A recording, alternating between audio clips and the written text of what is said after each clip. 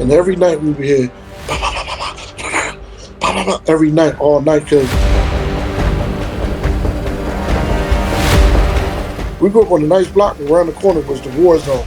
I grew up around 52nd and Market. They called it the Strip. Anybody from Philly, West Philly, kind of know and familiar with that area. And that was pretty much a very tough and rough area. Even still to the day, it's still that same. It never changed.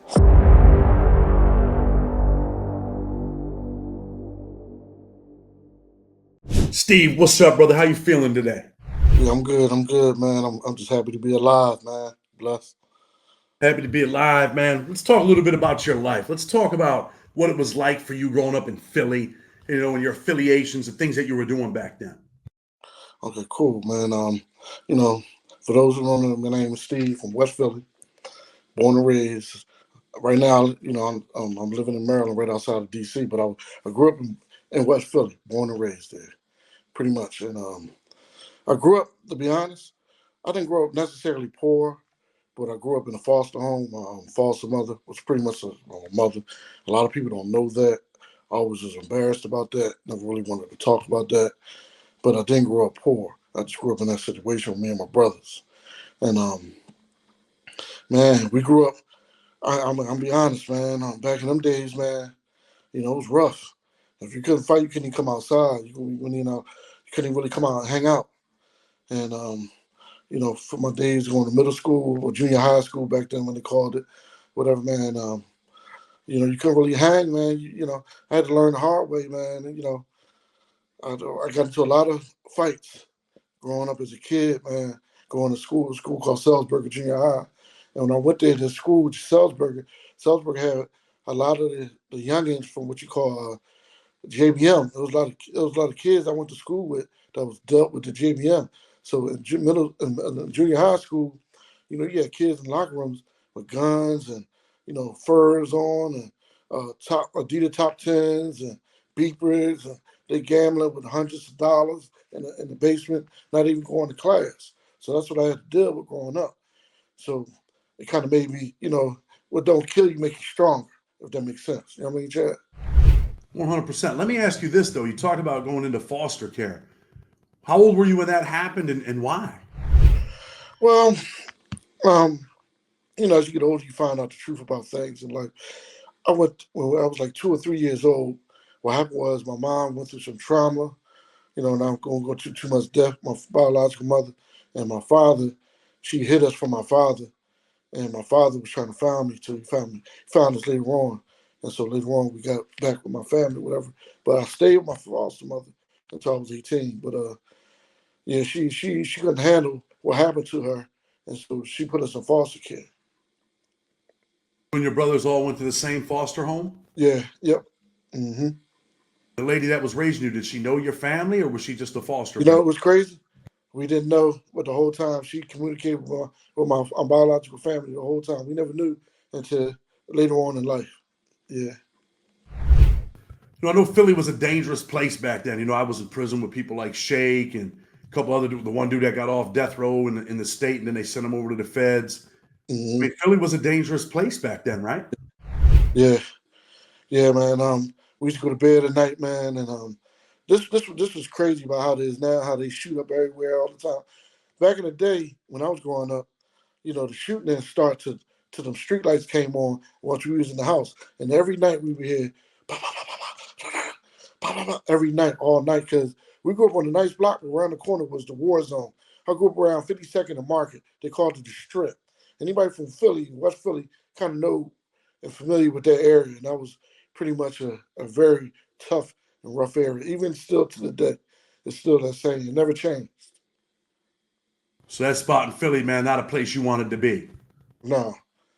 I mean, but I was there. I made it work. Me and I had three other brothers, and two of my brothers was younger than me, and me and one of my younger brothers got arrested. So my brother Keith, man, we made it pretty good in the streets. We had good.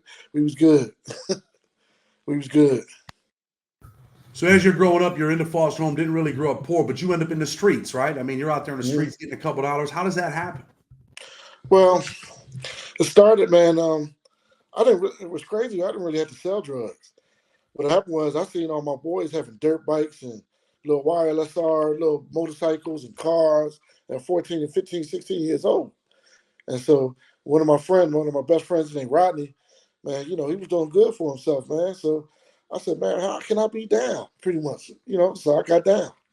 Started out, I started at the beginning being lookout for some Jamaicans, and then started, getting paid like 500 a week, and then and I was like 14 years old, and then after that, man, we start getting little packages, whatever, and then the packages turned from packages to us later on in life grabbing our own packages. You know what I'm saying? Yes, it is, right? Because some people that are watching, they don't know. You're looking out. What do you mean you're looking out? Did they have a crack spot? They have a cocaine spot? What, Well, what was going they on? had And what was crack your house. job? We would stand on the block and we had like walkie talkies, whatever. We let them know when the police is coming. We like slides. We used to call the police. How everybody call the police 50. We used to call them slides because they slide up on you. And we used to watch out for like people we didn't know, possible undercovers and all that. We had a system going. So it was like a network. It was like a real business, just the Yes, wrong business. pretty much. Yes. You're on the walkie-talkie. You see the police. You call them. Hey, man, they're coming your way. And there's no way for them to get at the dude selling drugs, or no? Yeah, well, what's crazy for the time I did that, we never really had that problem, but we had a system where if we said the slides, everybody know how to leave out that back door of that crack house. You And tell them, hey, man, the that slide's coming, so you better slide. huh? You're saying the slide's coming, so you better slide. Right. Even after we were looking out, we used to always say when the police come, slides, and so that means slide up out of there. Did the cops get smart? Did they figure out ways to bust people? Oh yeah. Philadelphia, I can't. I get Philadelphia Police Department was very, yeah. They that was just rough. They had ways. I'll tell you a story without telling too much, right? Um, allegedly, I'll just say this. Allegedly, I'm riding down the street on a pedal bike, and this one I'm still working for my folks, whatever. I don't want to say no names, whatever. So I see one of them getting gripped up by somebody. So my other boy that I was working for, he was on his big the big phones they had back in the day, the big he on his phone and he see the car shaking, and so he goes like this, boom, blow dude head off. I hit the endo. It doesn't trigger me, man. I was like, wow, this allegedly. I'm going to see this allegedly. So FBI watching the whole situation, and so I said, the feds saw that, right? And I ain't talking about, because out here in D.C. they like to call everybody the feds. We just call the police, the feds, the feds. These jokers came back the next day like ain't nothing never happened. The feds never, later on when them niggas went to jail, that came up. Whatever. He wound up doing time, whatever. God bless you home now, but that eventually came up, that situation came up. But that's the type of stuff, man. The feds we should watch. They be just watching us. Like, you know what I'm saying? We out there selling. I'm talking about making like 10 or 15,000 a day, and they just be watching. I'm like, damn, man. I felt uncomfortable. I always felt uncomfortable about that growing Let me up. ask you this. Mhm. You allegedly see this happen. How old are you at the time? I'm like 16, 17, 16. 16, 17 years old, and you see this dude get his head blown off. What does it do to a 16-year-old, man? I ain't gonna lie, man. That that was the beginning of like what don't kill you make you stronger, man. As you think stronger, but it make you that much more psychotic, man. Like more crazier, like because when you see stuff like that, man, you never forget that. I mean, You, that's got to be a wild thing for a 16-year-old to go home at night and try to go to sleep after seeing that, right? yeah, and that's how we don't play. Don't these people ain't to be played with. Make sure you got that money straight every day, all day. You know what I'm saying? So and back then, man, dudes were losing their lives over really petty money, right? oh yeah, I'll tell you this, man. I know we ain't got all day, and I got a lot to talk about, but I'll tell you this. You know, the people we used to work for, which is a good friend of mine to this day, we tight. That's my man. He just came home for doing 25 years, and one day he took us up to the third floor of an abandoned house, and he had the bats, and two people that must have messed the money up.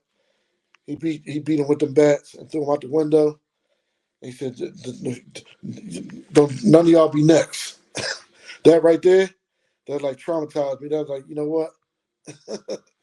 He takes you upstairs to the third floor to watch him beat on these people that messed that money up. Yeah, he took me and everybody who was down with the team, all the lieutenants, everybody who was down with the situation. Yes. I think back then people used to live like this fantasy life, right? Like what they thought they were supposed to do. And, they blow people's heads off or beat people with bats. Like, yo, we got to set an example. This is what it is. Did it, I mean, you said you kind of like felt like, wow, I better not mess this money up. Hmm. But I Was know where they got that from because Philly always been a rough city, even since the '70s of the Black Mafia days, and hear about the stories they used to do, and so I think I'm on, and the dude that I'm talking about was vicious. Anyway, he was a good person, but he was vicious. a good person. He's up there beating people with bats for messing up the money. But yeah, he was a great guy. I'm Right. just messing with you, man.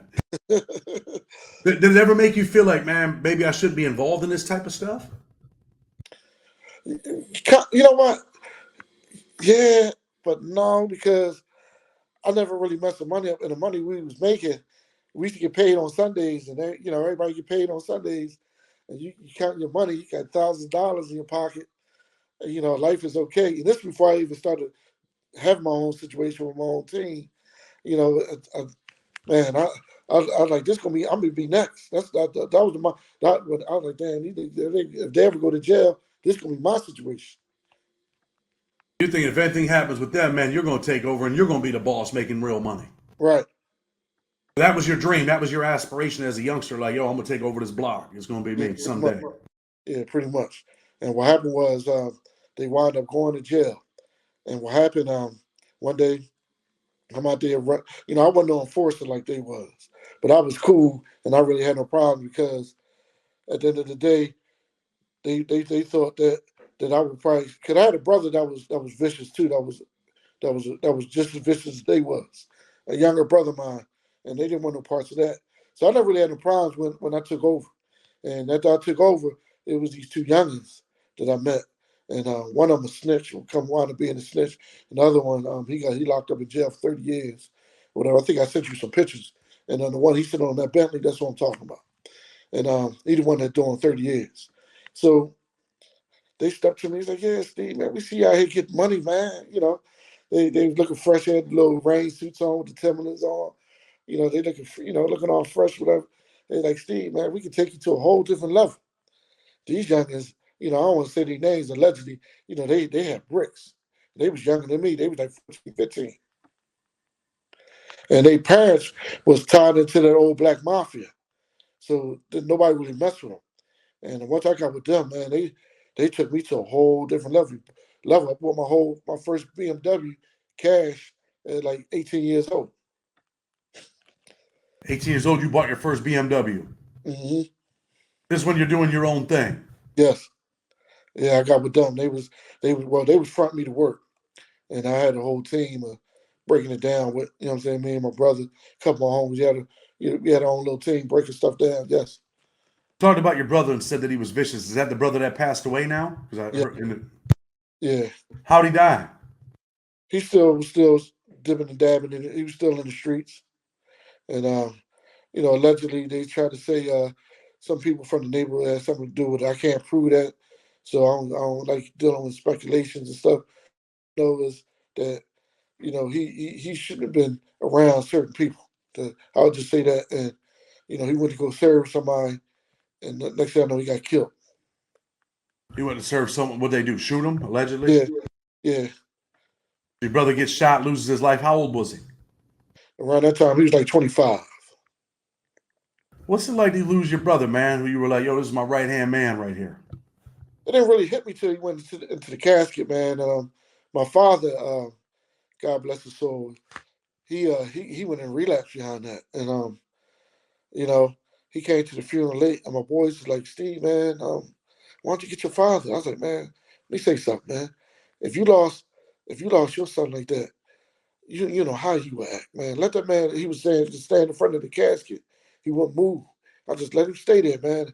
But it didn't hit me until he went down in that casket, and I just broke. I ain't even cried until I seen that casket go down. I seen that because that was my me and my brother. We used to fight a lot, but that was my brother. And I just when that happened, that messed me up. But you're still out in the streets at the time when your brother gets killed, right? Are you selling dope? You know what? But let me go back. Um, nah, by then that's what's crazy. You say that, right? At that time, I had came home for the penitentiary. I was actually doing good. I was selling drugs, but I wasn't selling no dope. I was selling the gas at the time. And what happened was my brother had got killed. He had a bunch of drugs, so I had to sell his drugs to pay for the funeral. Had to sell his guns, his drugs, and I almost caught myself back in the game. I had to chill out. And I was out there selling drugs again because he had a bunch of them. So you end up doing some time, right? What do you end up going to prison for? Well, it started when I was like 16, 15, 16. I was going to juvenile joints. I went to a spot called Slayton Farms, and I was locked up with Beanie Siegel before he was Beanie Siegel. I remember him.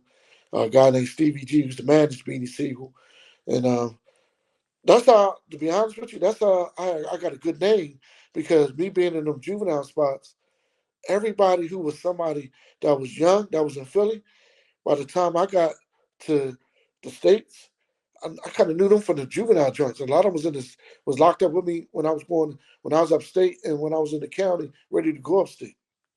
So I wound up doing a year in Slate Farms. I wound up doing a year in this place called Vision Quest. I come home. You know what I'm saying?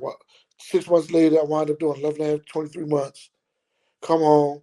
My folks come get me, take me shopping, look out for me. We back out there getting money. And right before I fell, we was about to get our first. I was about to find my first square, my whole, kilo myself. And then I got locked up for some stupid, dumb robbery shit. Somebody owed me some money, and this nigga went and told him I robbed him. And so I looked at it like I looked at it as karma from all the stuff I got away with, and I wound up doing like 4 years for that. What was Siegel like, man, as a kid? From what I remember, Seagull was a dirty young boy. No disrespect to Seagull, that's my man. He good people, man, but he was young. You could tell he was grimy. From what I remember of him, yeah, I remember he was in this college called Du Bois.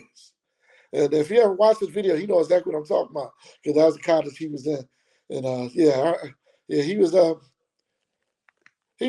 his work from what I remember of him. Yeah. The juvenile facilities for all them young Philly dudes, man. Violent, dangerous. Oh hell yeah, hell yeah, yeah, man. Now there wasn't no gay booty stuff going on, but oh yeah, yeah. Especially about Vision Quest because we was like when I was on Vision Quest, more so the same farm. Vision Quest, you had people from Pittsburgh, Erie, Pennsylvania, uh, uh, uh, people from Jersey, D.C. Yeah, people like it was like a federal joint, but it was called Vision Quest. And so yeah, but Philly dudes, we had a good reputation up there, and yeah, I got into a few scuffles up there, but I was good. What was the violence like there? Just fighting, or were they, stabbing? What were they doing in the Well, juvenile the juvenile facility? joints was mostly fighting, and Pittsburgh dudes always had this thing called the Pittsburgh Scoop, and we used to always be prepared for it, because Philly dudes we box, and so they like, yeah, man, and when they come for them, you see him dipping down, man, kick the shit out of him in his face because he gonna pick you up and slam you in your damn head. It's called the Pittsburgh Scoop. You probably heard of it. You've been in the feds. You was locked with people from Pittsburgh. You probably know what I'm talking about, right? I mean, not really. The Pittsburgh Scoop. I mean, I've been around some Pittsburgh dudes, but I don't know about the Pittsburgh Scoop. Oh yeah. Yes, that's definitely back in the day. I can't speak for now, but in the '90s, yeah, In the '90s, it was real. yeah, So you end yeah. up getting out of this juvenile facility. This dude owes you a couple dollars. You go out there. He says that you rob him. You end up with 4 years, right? hmm So now you're on your way to the state penitentiary. No more juvenile facilities. Right. And what happened was, I ain't gonna lie to you, man. The county was rougher than when I went upstate, right? Because in the county, it was geographical in regards to like sections of Philly. And so at the time, when I went to the county, it's called Holmesburg Prison, right? Anybody from Philly know about Holmesburg Prison? Uh, and Holmesburg Prison was almost the equivalent of Rikers Island, right? And stabbings every day, going down both sides, uh, all that, right? So one time, my radio gets stolen, and I always had a temper back then when I was younger. You know, I started snapping like, "The fuck stole my fucking radio?" You know what I'm saying? Even though I'm on a block filled with nothing but North Philly and South Philly cats, but a couple months earlier, I established myself from giving the dude the CO let me fight somebody, you know, 1-on-1 in the back of the cell. So dudes know I wasn't sweet. So why they stealing my radio? So so I found out the dude named Omar said, "Yeah, I know who got your radio, man." So we go. They take me to the back of the block. There's a whole bunch of South Philly dudes. All of them got knives on them. So the dude from South Philly named Punchy. He's like, "Yeah, Steve, I got your radio. You know, if you want your radio, man, we can go whack for it." And so I kind of knew the dude Punchy. So I was like, I got to think quick because I got to visit. So I was like, I can't be no bitch ass nigga. I gotta fight this nigga. But then I got my girl up there. She came up here. I know she trying to put some money on my books. So I said, you got it. And so I left. So as I left, I tell my folks, my man Bilal on the gate. I said, man, them niggas got my radio, man, but I got this visit. I can't do what I really want to do because I need this money on my books. And then my girlfriend came up here. I gotta go see it. I swear, man, as soon as I got back to the block, man, my radio was on my bed. And none of them niggas they didn't say shit to me. What happened was they sent one of the gooniest niggas from West and Southwest to do their hooksy. They said the nigga went and got my radio, man. Yeah, because I had a good name, so they got my radio for me, man. I was good. I mean, had they not put your radio back, what were you going to do? I would have had to go on the cell, and we'd have to go whack for whack. It went south either way. Yes, yes, whack for whack. What, he hits you, you hit him. It's not a. You're not just fighting. Yeah, It's whack for whack. I'm thinking in my mind, just give me a fair one. What do you need to wax for? But he said whack for whack. Apparently, I ain't no, I've never been no tough guy, but I ain't backing down for nothing. And I don't know, maybe he seen how I fought the dude when I was in the cell or something, man. And I ain't claiming to be no tough guy, no big fighter, none of that. But I'm not backing down for shit, man. And so that's what he said, man. And I had to think quick, like you know what I'm saying. I don't Man, remember. listen, man. If anybody ever tells me, man, whack for whack, I'm like, what? Whack for that was something they were doing in the prison system back then. Whack for whack. That's the first time I heard that. What it was, he was expecting for me to back down. That's the only thing I could take from it. But I was blessed. I got my radio back. And anybody who know me know that story. No, that's exactly how it went down. I'm The not. niggas I'm not going whack. put my radio back. I'm not going whack for whack. I'm on you. That's it. Yeah, it So was who ran that? niggas. All them niggas had wax. Because I done seen niggas get stabbed up, and I done seen the nigga get stabbed like 20 times. Every time he got whack, blood shooting out the head, blood shooting out the head. So I wasn't trying to experience it at that time. And so I'm glad I made that decision. They're talking about whack for whack is stabbing. Yeah, yes, Well, hell, what? You're supposed to stand there and let him stab you, and then you stab him, and then he right. stabs you. Yes, yeah. Yeah, that's what I meant, whack for whack. Yeah. 'Cause that's what they call them, wax. That's when you're supposed to take off on him right away. Now, mind you, I'm We gonna ain't tell playing you that what these game. wax looking like. You know the push button metal toilet joints? Yeah. That's what them joints was, and they sharpened them up. So picture that going in your shit, man. You nervous when he was talking about whack for whack? Yeah, but yeah, I was. Yeah. But I was like, if I didn't have no visit, I would have had to do it. I had to. I would have had to do it. I would have had to, because I, I wasn't trying to be. Nah, I would have had to do He from it. Philly or Pittsburgh? Where was the other Philly. dude He's from? from South Philly. He's So from South Philly. let's talk a little bit about that PA thing, right? I know the Pittsburgh. I've been around Pittsburgh dudes, Philly dudes, all in the same facility. It's almost like you guys are always at each other. Is it like that in state prison too? It was like that in the juvenile when I was up to juvenile joint, yeah, but in the state, not no. When I went upstate, nah, not really because well, let me take that back. Yes, it was when I went to a spot, Camp Hill. And when I went to Camp Hill, that was like classification jail before you go to your designated jail.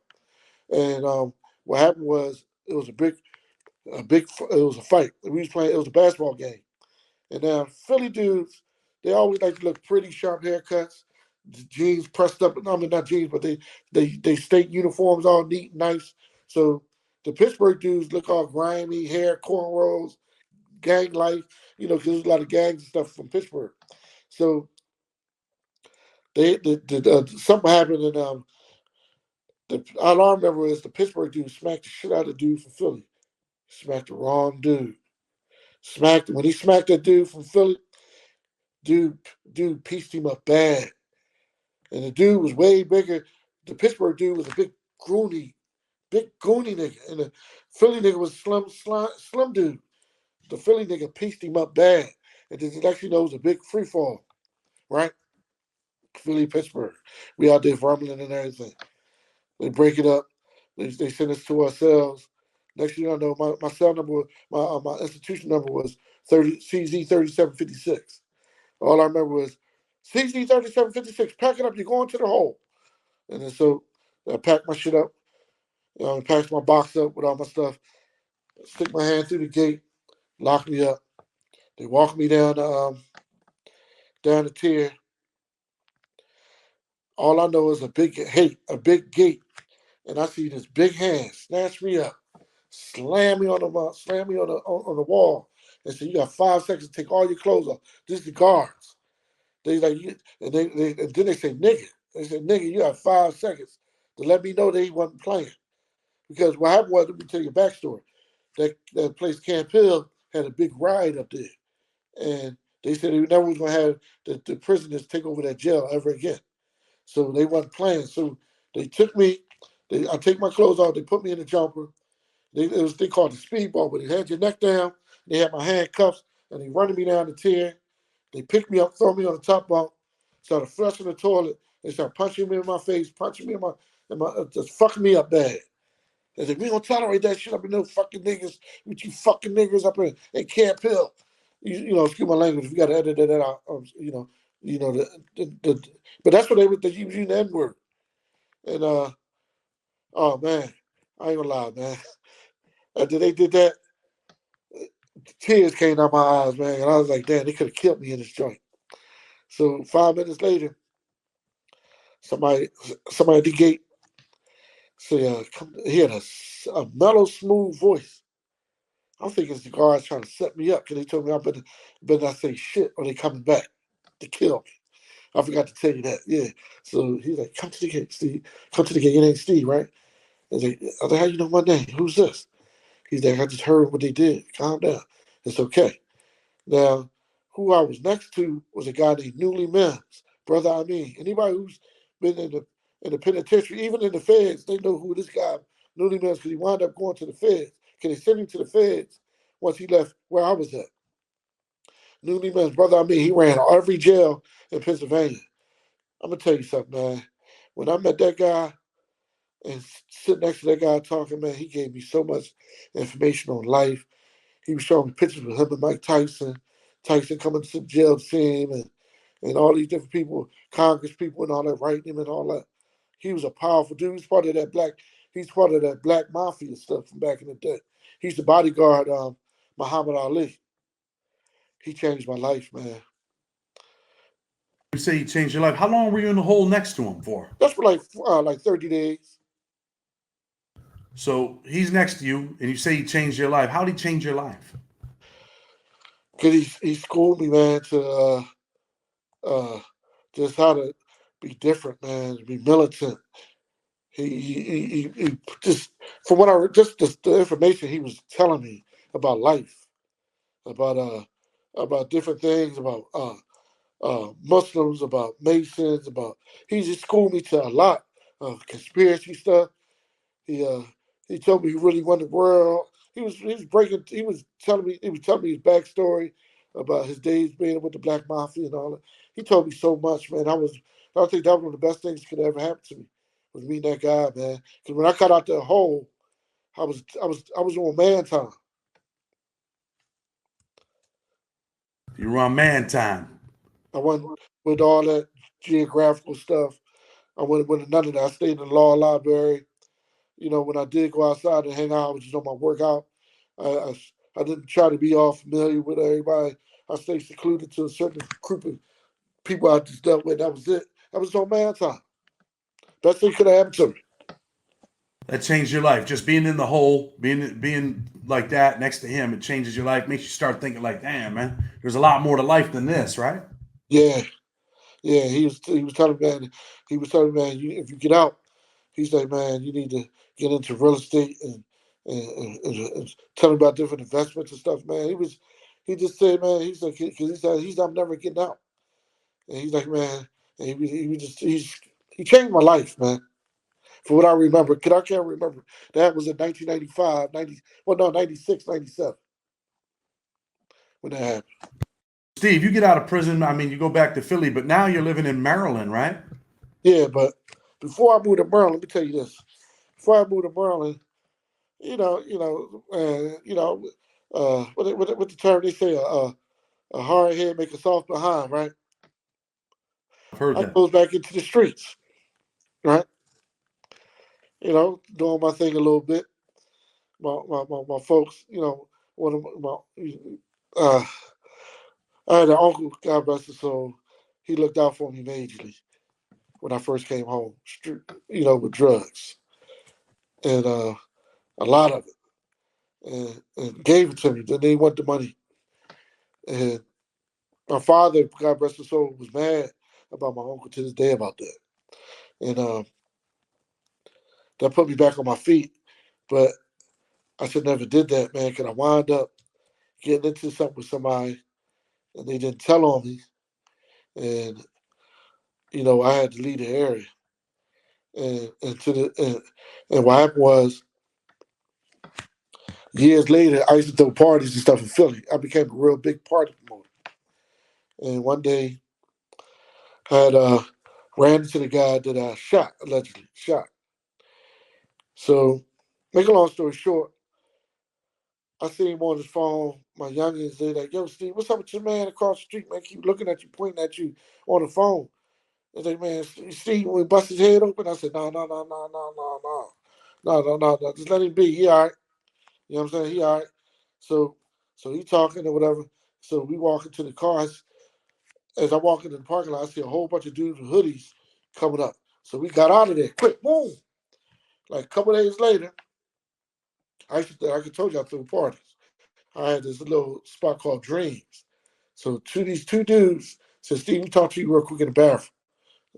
Cause I remember them coming to the club. I didn't know who they was. So when they named the person that I got into it with and did that too, I'm in defender. Yo, what's up, man? What's up? So they no, calm down, Steve.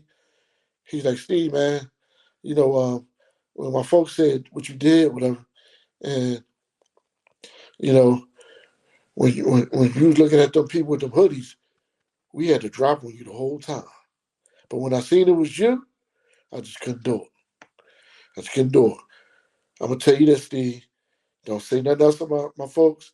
It's dead, it's squashed. I was like, you serious? He said, yeah, it's over. You ain't got to worry about nobody coming for you. It's over. It's done. That happened 7 years ago when you first came home. 6, 7 years ago. Well, I think it was five, whatever it was. He said it's squashed. So when I moved to Maryland, a week or two later, I went to a big bowling party at Philly. And the dude that said it was squash, he had like 100 dudes with him. And there was like only like 6 or 7 of us.